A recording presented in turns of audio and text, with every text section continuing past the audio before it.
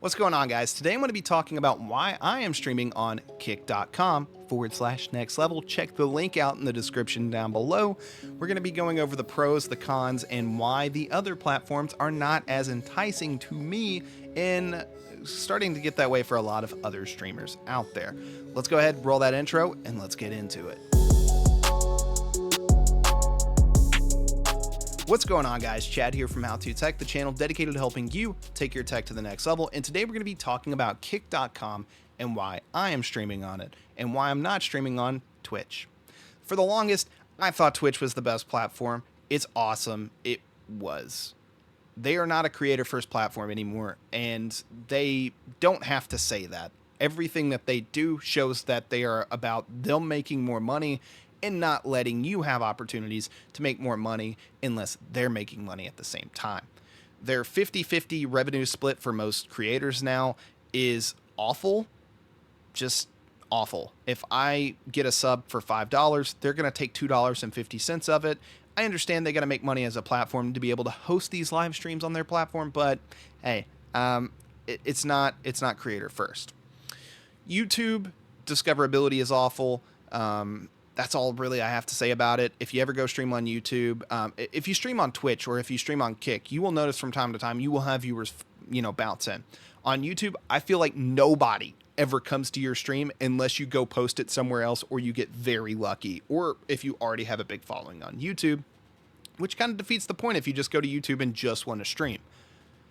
Whatever. Kick.com has the potential to be big because they are leveraging themselves as a creator-first platform. They want you to succeed on Kick, or at least that's the way they want it to look. You might have your opinions about that, but we'll go ahead and talk about a few of them. Starting first is Kick.com is offering a higher revenue split than what even most partners on Twitch were making. I believe it's 90-10 or 95-5 revenue split, which means you make 90 to 95% of your money that you get from the equivalent of bits or subscriptions, which is awesome. That is really good for the creators. Other things that they are doing is they even mention something about possibly at some point in time paying creators per hour for streaming, which could be very interesting to see how that works.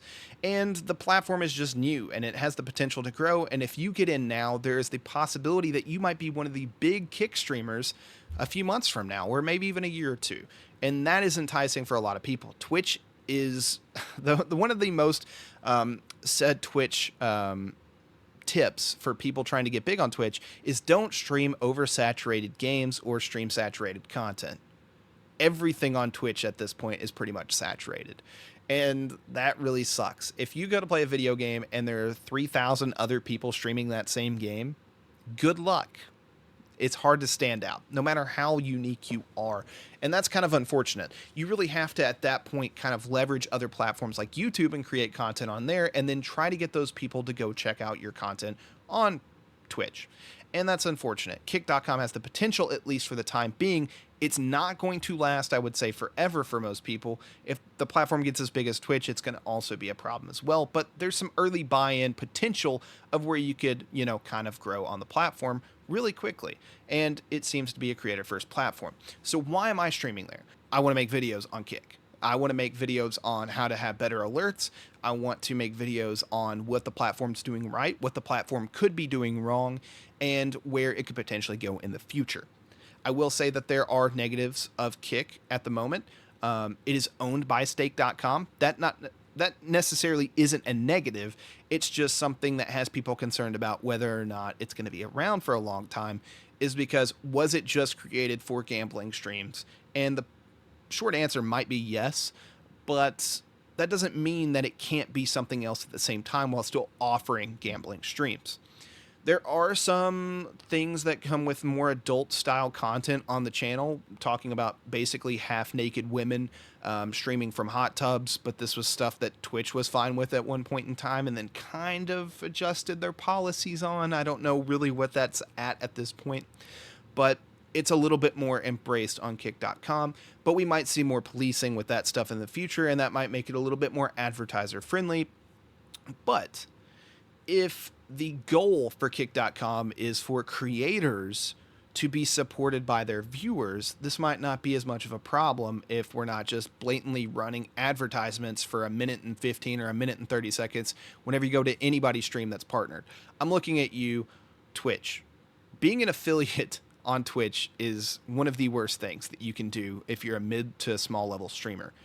Essentially, you're killing your discoverability because anybody that clicks on you is going to have to watch a minute and a half of some stupid advertisement before they can even see whether or not you're entertaining, and that kills your growth. So hopefully Kick learns from Twitch's mistake and doesn't do that. I do believe they're going to be adding ads in at some point in time, but maybe they can do that in a classier way that's not going to be as annoying as what Twitch does. So there's potential. There's potential for Kick to do a lot of things right that the community on Twitch can see that Twitch is doing and say, that's wrong. And Kick can go, that's wrong.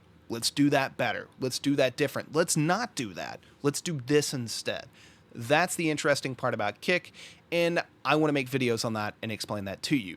I'm still going to be making videos on Twitch. I'm just not going to be streaming on there because I don't think it's a good platform for me to, at this point in time, be endorsing as much. Making videos on it, I don't necessarily see as endorsing, but it's something I want to keep an open mind about. You know, there's still stuff Twitch can do that can save them and make them better in their community's eyes.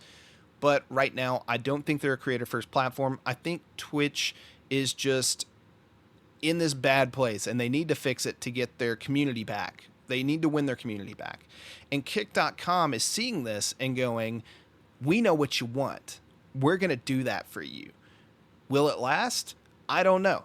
But that's kind of the journey I'm making. I want to learn more about the platform so I can inform you guys that are interested in that platform. So that's what I'm doing. Thank you guys so much for watching. Like, subscribe, all that cool stuff. I know this video is a little bit different. It was more of me rambling again, but I hope you did find this interesting. Thank you guys so much for watching. I'll see you in the next video. Goodbye.